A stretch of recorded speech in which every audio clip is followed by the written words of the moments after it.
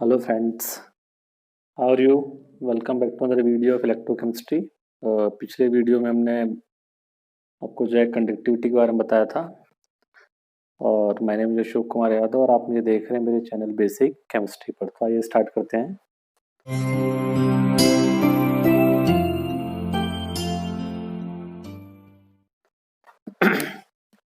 पिछली बार जब हमने मोलर कंडक्टिविटी आपको बताया था, lambda M kappa into 1000 upon M, तो इसकी थोड़ी हम यूनिट भी देख लेते हैं।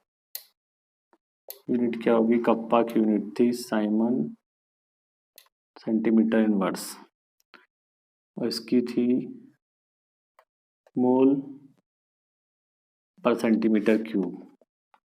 तो ये यूनिट हो जाएगी Simon centimetre square mole inverse. ये आपकी मोलर कंडक्टिविटी की यूनिट हो जाएगी Simon centimetre square mole inverse. ये आपकी मोलर कंडक्टिविटी पिछले चैप्टर में हम बता चुके हैं। आइए इस पर एक न्यूमेरिकल कर लेते हैं जिससे आपको और समझ में आ जाएगा। न्यूमेरिकल से बहुत जल्दी समझ में आता है, इसका कंसेप्ट और क्लियर हो जाएगा। तो मैं ये क्वेश्चन लिख रहा हूँ यहाँ पर।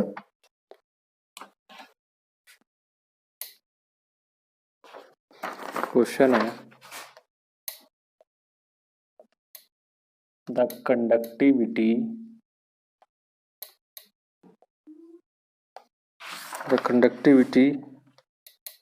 of 0.2 m solution of KCl at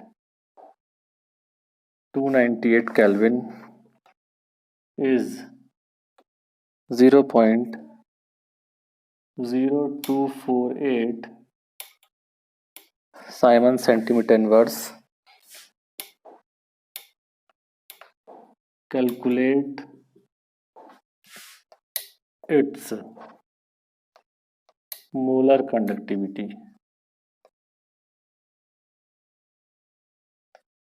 molar conductivity, इसका मोलर कंडक्टिविटी कैलकुलेट करना है। देखिए बहुत सिंपल सा क्वेश्चन है।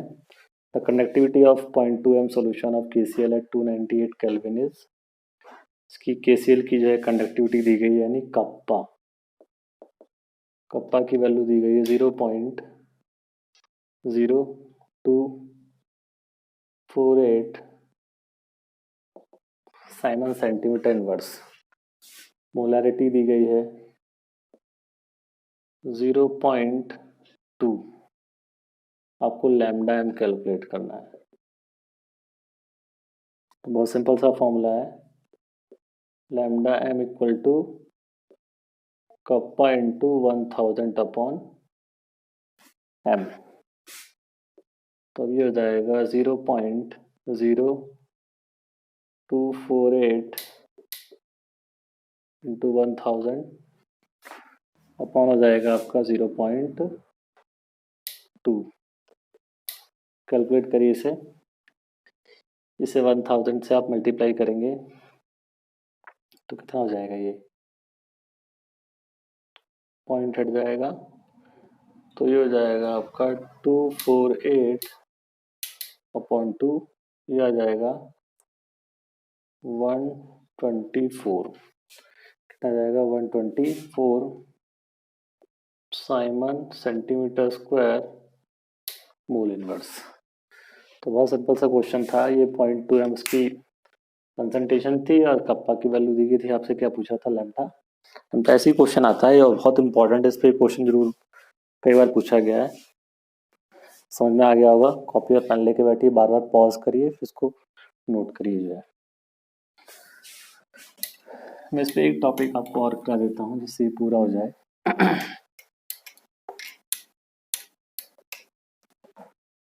ये बहुत इंपॉर्टेंट है।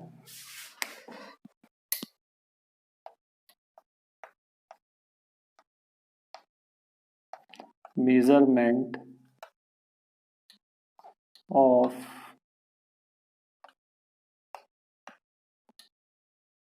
कंडक्टिविटी कप्पा, इसको आप एक्सपेरिमेंटली कैसे कैलकुलेट करेंगे?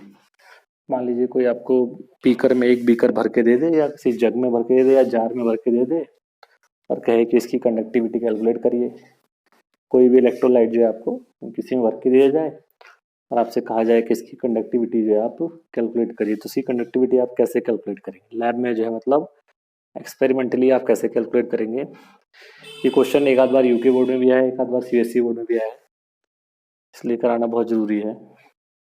तो कुछ नहीं करना है, देखिए कंडक्टिविटी कैलकुलेट करने के लिए जो है एक स्पेशल सेल डिज़ाइन किया जाता है जिसे हम कहते हैं कंडक्टिविटी सेल, और वो कई शेप में आते हैं, सिलेंड्रिकल शेप में भी आते हैं, सिंपल इस तरह के शेप में भी आते हैं।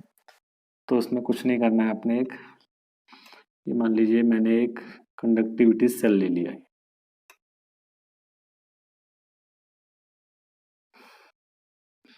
इसमें 2 इलेक्ट्रोड लगा दिए गए हैं,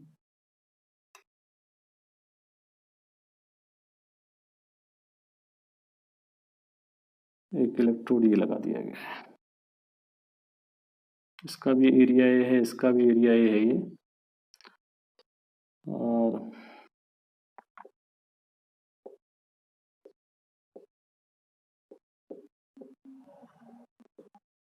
और इसके अंदर भर दिया गया है कोई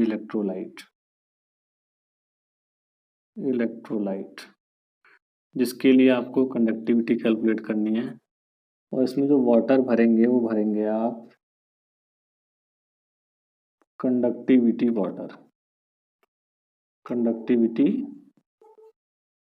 वाटर भरेंगे आप। कंडक्टिविटी वाटर वो होता है जिसके लिए कप्पा कितना होता है? 0। रीज़न क्या है? क्योंकि वाटर का भी क्या होगा? आयोनाइजेशन होगा, H+OH- और इलेक्ट्रोलाइट का भी आयोनाइजेशन होगा, तो उस कंडीशन में कप्पा की वैल्यू क्या हो जाएगी? चेंज हो जाएगी। तो आप कप्पा निकालेंगे तो उस कंडीशन में क्या हो जाएगा?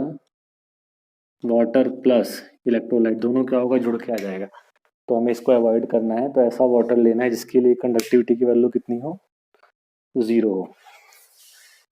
ये एक इलेक्ट्रोलाइट सेल है ये, और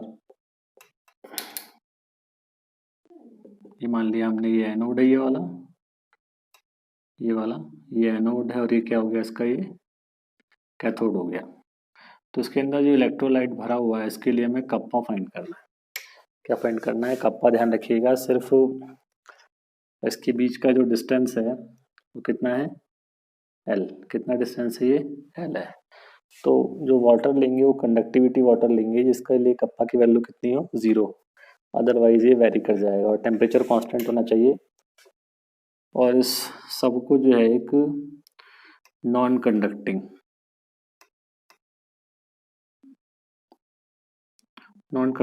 केस में जो है इसको बंद कर देंगे चारों ओर से। जो है ये नॉन कंडक्टिंग है, ये इसे हम थर्मोस्टेट भी कहते हैं, या एडियाबैटिक, जो भी इस तरह का, जिससे इसका टेम्परेचर चेंज ना हो सके और मतलब बाहर से एनर्जी अंदर ना आ सके, अंदर की एनर्जी जो है बाहर ना जा सके। क्यों? अगर टेम्परेचर चेंज होगा तब भी क्या होगा? आपका कप्पा जो है चेंज हो जाएगा। अब इसमें एक जो है प्रिंसिपल यूज होता है आपका व्हिटस्टोन ब्रिज, ये आप फिजिक्स में पढ़ेंगे,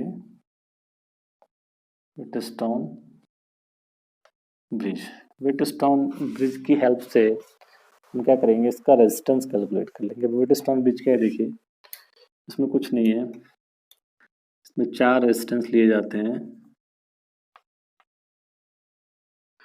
जिनको इस तरह जोड़ा जाता है, जोड़कर एक पैरेललोग्राम बना लिया जाता है।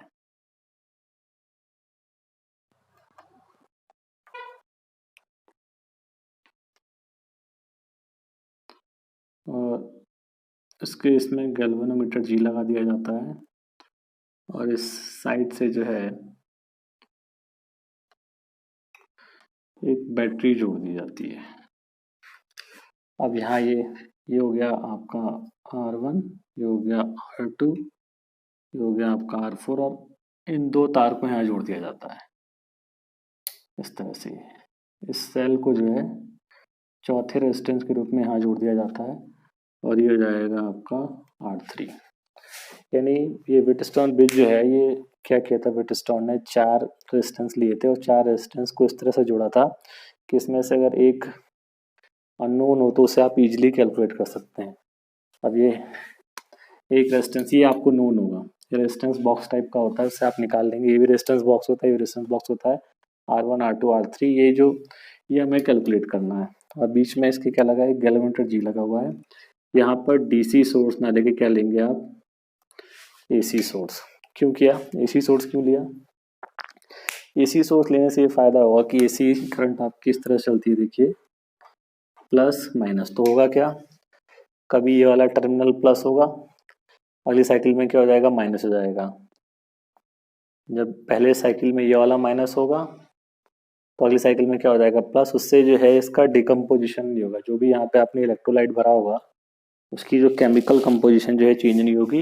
एनोड या कैथोड पे कुछ डिपॉजिट नहीं होगा। क्यों, अगर डिपॉजिट हो गया तो आयन कम हो जाएंगे, आयन कम हो जाएगा तो कंडक्टिविटी भी क्या हो जाएगी, इससे वेरी कर जाएगी। तो इसलिए यहाँ पे डीसी सोर्स ना लेके क्या लेंगे आप, एसी सोर्स, क्योंकि एसी सोर्स से कभी भी इलेक्ट्रोलाइसिस पॉसिबल नहीं है। ध्यान रखिएगा, इलेक्ट्रोलाइसिस हमेशा किससे होता है, डीसी सोर्स से होता है। तो जब भी किसी इलेक्ट्रोलाइट की कंडक्टिविटी कैलकुलेट करनी हो तो हमेशा कौन सा सोर्स यूज करेंगे आप, एसी सोर्स। और बीच में एक लगा देंगे गैल्वेनोमीटर। अब क्या करते हैं, यहाँ से हम करंट को, इनको यहाँ से हम बार बार इन रेजिस्टेंस को इस तरह से, ये रेजिस्टेंस बॉक्स होता है ये, उसमें से आप रेजिस्टेंस निकालते रहते हैं और इसको इस प्रकार से सेट करते हैं कि इसको बैलेंस कंडीशन में लाते हैं। किस में लाते हैं, बैलेंस्ड। बैलेंस कंडीशन क्या है कि इस वाली ब्रांच में जो है करंट का फ्लो क्या हो जाएगा, जीरो हो जाएगा। दैट इज यहाँ पे करंट आपकी फ्लो नहीं होगी, वही बैलेंस कंडीशन होगी। यानी आप इसको बार बार चेंज करते रहिए और इस प्रकार से चेंज करते रहिए कि यहाँ पर आई की वैल्यू क्या हो जाए, जीरो हो जाए। तो उसको बोलते हैं बैलेंस्ड वेटस्टोन ब्रिज। तो बैलेंस की कंडीशन में क्या होता है, R1/R2 बराबर R3/R4। ये बैलेंस की कंडीशन में होता है। जो आपके ये साइड वाले दो साइड्स जो है इनका रेशियो क्या होता है, इक्वल होता है। यहाँ से अगर आप R3 की वैल्यू फाइंड करेंगे तो R1 इंटू R4 अपॉन क्या जाएगा, R2। हम जानते हैं कंडक्टिविटी इक्वल टू होता है conductance into cell constant. Cell constant. अब कंडक्टेंस का फॉर्मूला क्या होता है, 1/R। आर की क्या करेंगे, R3, तो सेल कांस्टेंट अपॉन में क्या जाएगा आपका, R3। तो सेल कांस्टेंट तो आपको पहले से ही पता होगा, जो भी सेल होता है उसका सेल कांस्टेंट गिवन होता है। तो सेल कांस्टेंट को अगर आप इस R3 से डिवाइड कर देंगे तो इसके अंदर जो भी इलेक्ट्रोलाइटिक सॉल्यूशन भरा होगा उसकी कंडक्टिविटी निकल के आ जाएगी। तो दो बातों का विशेष ध्यान देना है, एक तो एसी सोर्स का यूज करना है, एसी सोर्स यूज करेंगे क्योंकि डीसी में क्या हो जाएगा, इसका केमिकल कंपोजिशन क्या हो जाएगा, चेंज आएगा। और जो वाटर जो यूज करेंगे वो कंडक्टिविटी वाटर, इसके लिए कप्पा की वैल्यू क्या हो, नियरली जीरो हो, जिससे इसकी कंडक्टिविटी पे कोई इफेक्ट ना पड़े। तो इस तरह से आप किसी भी इलेक्ट्रोलाइट की कंडक्टिविटी कैलकुलेट कर सकते हैं। ये यहाँ पर आपका जो है ये टॉपिक कंप्लीट हुआ। अगले टॉपिक में हम पढ़ेंगे कि लैम्डा एम कप्पा और कंडक्टेंस जो है किस तरह जो है कंसंट्रेशन या डाइल्यूशन के साथ चेंज होता है। तो आप इसको बार बार रिवाइज करिए। Thanks for watching.